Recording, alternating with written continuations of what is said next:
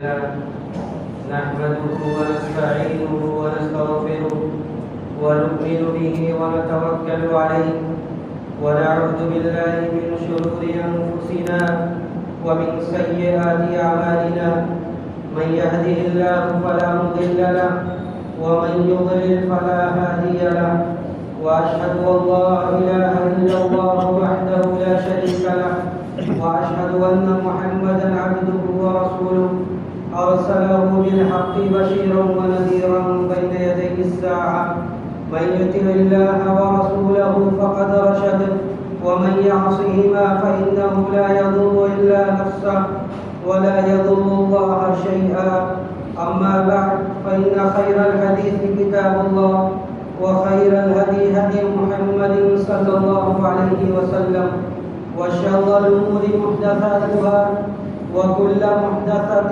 بدعة وكل بدعة ضلالة وكل ضلالة في النار فأعوذ بالله السميع العليم من الشيطان الرجيم بسم الله الرحمن الرحيم قاف والقرآن المجيد بل عجبوا أن جاءهم منذر منهم فقال الكافرون هذا شيء عجيب أإذا متنا وكنا ترابا ذلك رجع بعيد قد علمنا ما تنقص الأرض منهم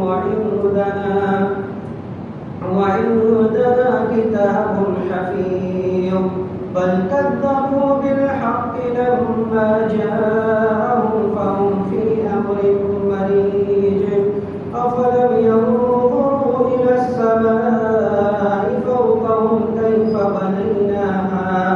كيف بنيناها وزيناها وما لها من فروج والأرض مددناها وألقينا فيها رواسي وأنبتنا فيها من كل زوج بهيج تبصرة وذكرى لكل عبد منيب ونزلنا من السماء ماء مباركا فأنبتنا به جنات وحب الحصيد والنخل باسقات لها طلع نضيد رزقا للعباد وأحيينا به بلدة ميتا كذلك الخروج وقال عز من قائل إنا كل شيء خلقناه بقدر وما أمرنا إلا واحدة كلمح بالبصر محترم بزرگوں نوجوان ساتھیوں معزز حاضرین یہ زندگی جسے ہم جیتے ہیں یہ آزمائشوں کا سمندر ہے اللہ سبحانہ و تعالی اس زندگی میں کسی کو دے کر آزماتا ہے تو کسی سے لے کر آزماتا ہے بس کہیں صبر کی آزمائش ہے اور کہیں شکر کی آزمائش ہے جب نظام الہی کچھ اس طرح ہے تو ایک انسان اس روئے زمین پر زندگی گزارنے والا اسی وقت چین و قرار کی سانس لے سکتا ہے چین و سکون میں رہ سکتا ہے جب وہ اپنے رب کے حکم کے سامنے سر تسلیم خم کر دے اللہ رب العزت والجلال نے جو تقدیر مقدر کی ہے قضاء و قدر پر اس کا حتمی اور یقینی ایمان ہو اور یہ ایمان کیوں نہ ہو جب کہ اللہ سبحانہ و تعالیٰ نے ہر چیز کو مقدر کر دیا ہے ہر چیز کو لکھ دیا ہے اِنَّا كُلَّ شَيْءٍ خَلَقْنَاهُ بِقَدَرٍ وَمَا أَمْرُنَا إِلَّا وَاحِدَةٌ كَلَمْحٍ بِالْبَصَرِ اور اللہ کا فیصلہ اللہ کا معاملہ ایسا اس طرح ہوتا ہے جیسے پلک کا جھپکنا اور یہ جس طرح دوسرے سارے ارکان پر ایمان رکھنا ضروری ہے ویسے ہی اچھی بری تقدیر پر ایمان رکھنا یہ بھی ہمارے ایمان کا حصہ ہے حدیث جبرائیل میں جب جبرائیل علیہ السلام نے نبی علیہ السلام سے یہ پوچھا کہ ایمان کیا ہے ایمان کیا ہے؟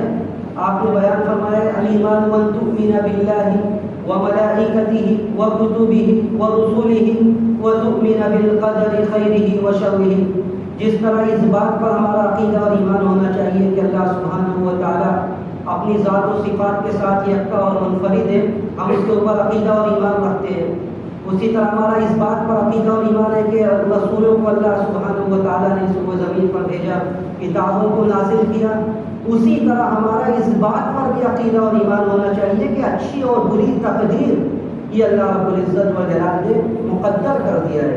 ان تؤمن بالقدر خیرہ وشرہ، کہ اچھی اور بری تقدیر پر ایمان رکھنا یہ بھی ہمارے ایمان کا ایک حصہ ہے. اور اسی لیے اللہ رب العزت والجلال نے نبی علیہ السلام کو خبر دی کہ ہم نے ساری چیزوں کی تقدیر لکھ دی تھی، انسانوں کی پیدائش سے پہلے نہیں بلکہ سارے آسمان و زمین کی پیدائش سے پہلے. ان اللہ كتب مقادیر الخلق قبل ان يخلق السماوات والارض ب50,000 سنہ وكان عرشه على الماء. اللہ رب العزت والجلال نے فرمایا کہ ہم نے سارے مخلوق کی تقدیر لکھ دی تھی آسمان و زمین کے پیدائش سے 50,000 سال پہلے. وكان عرشه على الماء، جبکہ اللہ کا عرش پانی پر تھا. تو اللہ سبحانہ و تعالیٰ کا یہ حتمی فیصلہ ہے کہ ہم اس کے سامنے سر تسلیم خم کریں. اس نے جو مقدر کر دیا ہے، جو تقدیر بنائی ہے، اس پر عقیدہ اور ایمان رکھیں. یہ ہوئی عمومی بات ہے کہ انسان کی زندگی کی کیا کیفیت ہوتی ہے وہ بھی سنیے. حضرت عبداللہ ابن مسعود رضی اللہ تعالیٰ عنہ، صحیح مسلم کی روایت ہے.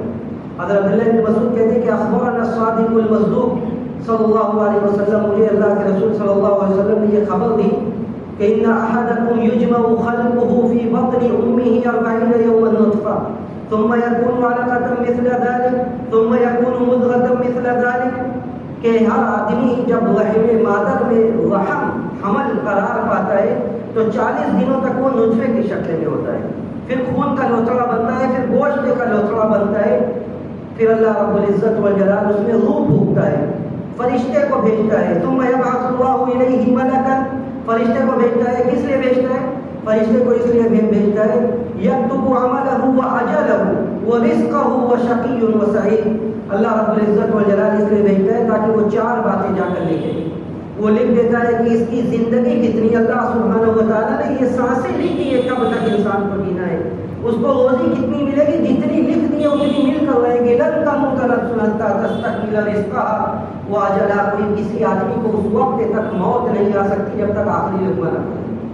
جب تک آخری لقمہ نہ کھائے لن تموت نفس، آدمی مر نہیں سکتا اس دنیا سے، چاہے ساری دنیا اس کے پیچھے پڑ جائے کہ اس کے رزق کے دروازے کو بند کر دیا جائے، اس کا دروازہ نہیں بند ہو سکتا. اس لیے کہ اللہ نے مقدر کر دیا کہ لقمہ کھا کر ہی وہ اس دنیا سے جائے گا. تو حضرت عبداللہ ابن مسعود نے کہا کہ نبی علیہ السلام نے کہا کہ یہ لکھ دیا جاتا ہے کہ اس کی روزی کتنی ہے، اس کی سانسیں کتنی ہیں، اس کا عمل کیسا ہوگا، زندگی میں اس کا عمل کیسا ہوگا، یہ بھی لکھ دیا جاتا ہے. وہ شقی و سعید، اس کی شقاوت و بدبختی اور سعادت و نیک بختی کو بھی لکھ دیا جاتا ہے کہ وہ دنیا میں نیک بختی کے ساتھ زندگی گزارے گا یا بدبختی کے ساتھ زندگی گزارے گا. تو یہ قضا و قدر پر ایمان، یہ ہمارے ایمان کا ایک حصہ، اس پر ایمان کے بے شمار فوائد ہیں. جب انسان زندگی میں لڑکھڑاتا ہے وہ اس بات کی دلیل ہوتی ہے کہ قضا و قدر پر ایمان اس کا پختہ نہیں ہے. قضا و قدر پر ایمان کا پہلا اور سب سے بڑا فائدہ جو ہے اللہ رب العزت والجلال نے سورہ حدید میں ذکر کیا ما اصاب من مصیبت فی الارض ولا فی انفسکم الا فی کتاب من قبل ان نبراها ان ذلک علی اللہ یسیر.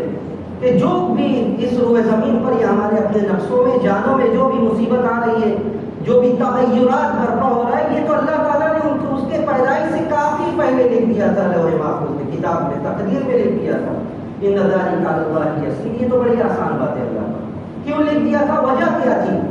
لِكَيْ لَا تَحْزَنُوا عَلَىٰ مَا فَاتَكُمْ وَلَا تَفْرَحُوا بِمَا آتَاكُمْ. اس کا سب سے بڑا 2 فائدہ اللہ نے گنایا کہ تاکہ جب انسان زندگی میں اسے مواقع ملے اور اس مواقع کو وہ بھلا نہ پائے یا اسے موقع نہ ملے. لِكَيْ لَا تَحْزَنُوا عَلَىٰ مَا فَاتَكُمْ، جو چھوٹ جائے اس پر افسوس مت کرو.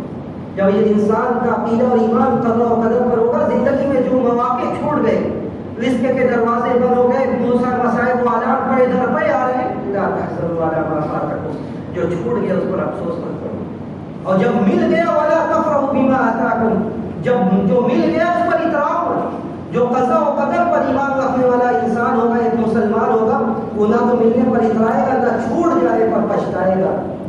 ان اللہ لا یحب کل مختال فخور، نہ تو اتراؤ نہ پچھتاؤ، اللہ تعالیٰ اترانے والوں کو پسند نہیں کرتا ہے۔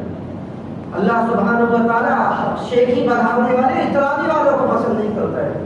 تو قضاء و قدر پر ایمان کا سب سے بڑا فائدہ یہ کہ جو ملے اسے لے کر آدمی اللہ کا شکر گزار بندہ بن کر زندگی گزارے، اور جب چھوٹ جائے تو اگر مگر کا نعرہ نہ لگائے، ایسا کر لیتے تو یہ ہو جاتا، وہ ایسا کرتے تو یہ ہو جاتا، لِكَيْ لَا تَحْزَنُوا عَلَىٰ مَا فَاتَكُمْ، جو چھوٹ جائے اس پر پچھتانا نہیں۔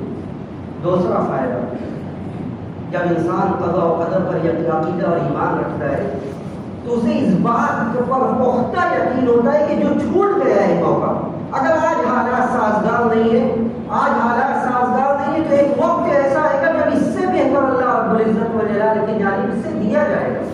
اور رضا والیقین فی العوض، جو بدلہ ملنے والا ہے اس پر اسے حتمی یقین ہوتا ہے کہ بدلہ ملے گا، اس سے بہتر ملے گا۔ اللہ سبحانہ و تعالیٰ نے سورہ تغابن میں ذکر کیا، ما اصاب من مصیبت الا باذن اللہ، جو بھی مصیبتیں پہنچی اللہ کی اجازت سے۔ ومن یؤمن باللہ یہدی قلبہ، لیکن جو اللہ پر ایمان رکھتے ہیں اللہ اس کے دل کو ہدایت دیتا ہے، اللہ اس کے دل کو ہدایت دیتا ہے۔ دل کا ہدایت کا ملنا کیا ہے؟ دل میں ہدایت کس طرح ملتی ہے؟ دل کس طرح راہ راستے پر آتا ہے؟ حضرت علامہ حافظ ابن کثیر رحمہ اللہ کے الفاظ میں سنیے، ابن کثیر کہتے ہیں کہ اذا اصابته مصیبت، جب کسی بندے کو مصیبت پہنچتی ہے، فعلم انه من قضاء الله وقدره فصبر واحتسب واستسلم لقضاء الله وقدره، جب انسان کو کوئی مصیبت پہنچتی ہے وہ یقین رکھتا ہے کہ اللہ کی طرف سے صبر کرتا ہے، شکر کرتا ہے، ثواب کی امید رکھتا ہے کہ اس مصیبت سے ہم پاک نکل کے اللہ ہمیں بدلہ دے گا۔ فصبر واحتسب واستسلم لقضاء الله وقدره، اللہ کے فیصلے پر، اس کے تقدیر پر سر جھکا دیتا ہے تسلیم و رضا کے ساتھ۔ اللہ سبحانہ و تعالیٰ کیا کرتا ہے؟ حد اللہ قلبہ، اس کے دل کو ہدایت دے دیتا ہے۔ وعوضہ، ہدایت کا ملنا کیا ہے؟ وعوضہ عما فاتہ من الدنیا ہدی فی قلبہ ویقینا صادقا، اس کو بدلہ دیتا ہے۔ پہلا بدلہ تو یہ ہوتا ہے کہ اس کے دل میں ایک چین و قرار آ جاتا ہے، وہ یقینا صادقا، ایک یقین پختہ مل جاتا ہے۔ اور اگلی بات سنیے جو ہمارے مطلب کی، اللہ سبحانہ و تعالیٰ وقد یخلف لنا ما اخذ منه او خیرا منه، اللہ رب العزت والجلال دیتا ہے اس کا بدلہ، کبھی کبھی ویسا ہی دے دیتا ہے جو چھوٹا ہوا ہے موقع، اور کبھی اس سے بہتر دیتا ہے۔ جو موقع چھوٹ گیا پیچھے زندگی میں، جو پریشانی تھی، اس پریشانی کا بدلہ کبھی ویسے ہی دے دیتا ہے اللہ سبحانہ و تعالیٰ، او خیرا منه، کبھی اس سے بہتر دیتا ہے، اتنا بہتر دیتا ہے کہ انسان کے وہم و گمان بھی نہیں ہوتا ہے۔ حدیث سنی حضرت ام سلمہ رضی اللہ تعالیٰ عنہ سے، مسلم کی روایت ہے، ام سلمہ رضی اللہ تعالیٰ عنہ کہتی ہے کہ دین نے یہ سکھلایا تھا کہ جب مصیبت آئے تو انسان کیا کہے؟ انا للہ و انا الیہ راجعون، ہم سب اللہ کے لیے، ہمارا اللہ کی طرف پلٹنا ہے۔ اللہم اجرنی فی مصیبتی واخلف لی خیرا منہا، اللہ اس مصیبت کو، ہمارے اس مصیبت سے پار کر دے اور ہمارے لیے بہتر بدلہ نکال، اس سے بہتر۔ کہتے ہیں جب اللہ کے رسول صلی اللہ علیہ وسلم نے یہ دعا سکھائی تھی، دین نے ہمیں یہ سکھلایا تھا کہ بہتر ملے گا اس کے بعد۔ کہتے ہیں اللہ رب العزت والجلال نے ابو سلمہ کو چھین لیا، ان کے شوہر ابو سلمہ کا انتقال ہو گیا۔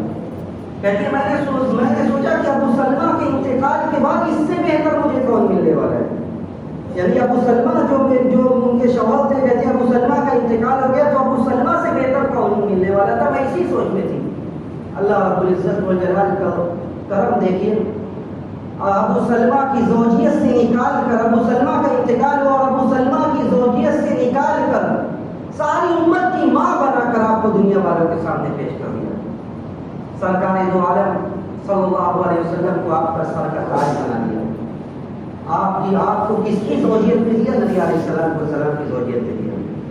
یہ بہتر بدلہ ہے کہ آدمی کو جب یقین ہوتا ہے، عقیدہ ہوتا ہے اس کا قضاء و قدر پر، ام سلمہ کہتی ہے کہ اس سے بہتر کیا تھا، وہ مجھے بعد میں نظر آیا کہ مجھے ابو سلمہ کے بعد نبی علیہ السلام کی زوجیت میں جگہ مل گئی۔ عجب لامر المؤمن، مسلمان کا معاملہ تو بڑا عجیب و غریب ہے۔ ان امرہ کلہ خیر ولیس ذاک لأحد الا للمؤمن، مسلمان کا معاملہ بڑا عجیب و غریب ہے اور یہ مسلمان کے علاوہ کسی کا نہیں ہے۔ ان اصابته سراء شکر فکان خیرا له، اگر اسے اچھائی پہنچتی ہے شکر ادا کرتا ہے، یہ اس کے لیے بہتر ہے۔ وان اصابته ضراء صبر فکان خیرا له، اور اگر مصیبت پہنچتی ہے صبر کرتا ہے، یہ بھی اس کے لیے بہتر ہے۔ قضاء و قدر کا پر ایمان کا تیسرا فائدہ، آدمی اس کے دل میں ایک سکون اور قرار ہوتا ہے کہ جو جس نے فیصلہ کیا ہے ہمیں وہ فیصلہ جس نے کیا ہے وہ ہمارا مولا ہے، کارساز ہے. کل یصیبنا الا ما كتب الله لنا هو مولانا وعلى الله فليتوكل المؤمنون. کہ جس نے کہ نبی آپ کہہ دیجیے کہ ہمیں وہی مصیبت پہنچے گی جو ہمارے لیے مقدر کر دی گئی ہے، وہ ہمارا کارساز ہے، وہ ہمیں ایسے ہی بے ریار و مددگار نہیں چھوڑے گا. آج ظاہری مشاکل ہے لیکن وہ ہمیں ایسے ہی بے ریار و مددگار نہیں چھوڑے گا. چوتھا فائدہ، انسان جب قضاء و قدر پر یقین رکھتا ہے، آپ ساری دنیا کے خوف پہنچانے کے اندیشے سے بے خوف ہو جائیں. آپ اس بات سے بے خوف ہو جائیں کہ کوئی ہمیں تکلیف پہنچا دے گا، ایسا نہیں ہو سکتا ہے. آپ اپنی زندگی جیے اور اپنے رب سے تعلق جوڑیے. حضرت عبداللہ ابن عباس رضی اللہ تعالیٰ عنہ کو حدیث میں پہلے بھی سنا چکا. عبداللہ ابن عباس سے نبی علیہ الصلوۃ والسلام نے بڑی کم عمری میں یہ بات اسلام کی بیسک اور عام معلومات آپ نے حضرت عبداللہ ابن عباس سے سکھائی تھی اور کہا تھا وَاعْلَمْ، یہ یقین رکھو ان الامۃ لو اجتمعت علی ان ينفعوک بشیء لم ينفعوک بشیء الا قد کتبہ اللہ لک.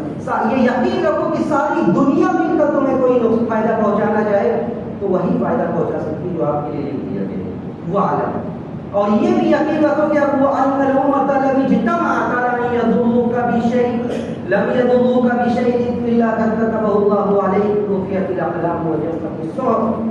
اور یہ بھی یقین رکھو کہ سب مل کر اگر تمہیں کوئی نقصان پہنچانا چاہے نقصان نہیں پہنچنے والا ہے، وہی نقصان پہنچے گا جو آپ کے لیے لکھ دیا گیا ہے. اس لیے بندوں سے ڈرنا بند کر دیجیے، بندوں سے ڈرنا بند کر کے آزاد زندگی گزاریے. بندوں کے ضرر پہنچانے کا جو خوف ہے وہ مسلمان کے دل میں نہیں ہو سکتا. بندوں کے ضرر پہنچانے کا خوف یہ مسلمان کے دل میں نہیں ہو سکتا. پانچویں بات، پانچواں فائدہ کہ بسا اوقات قضاء و قدر پر ایمان رکھنے والا ظاہری عوامل کو دیکھ کر نہیں چھوڑاتا ہے. ظاہر میں بہت کچھ ہوتا ہے، بہت کچھ ہوتا ہے جو بس جو نظر یہ آتا ہے کہ یہ حالات ہمارے لیے سازگار نہیں، ہمارے لیے مصیبت ہے. لیکن بہت سی مصیبتوں میں، بہت سے شر میں خیر کا پہلو چھپا ہوتا ہے.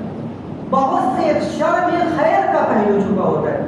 کوئی انسان بیمار ہو گیا، اس بیماری سے بڑھ کر کون سی نعمت ہے جو انسان کو اس کے رب کی یاد دلا دی.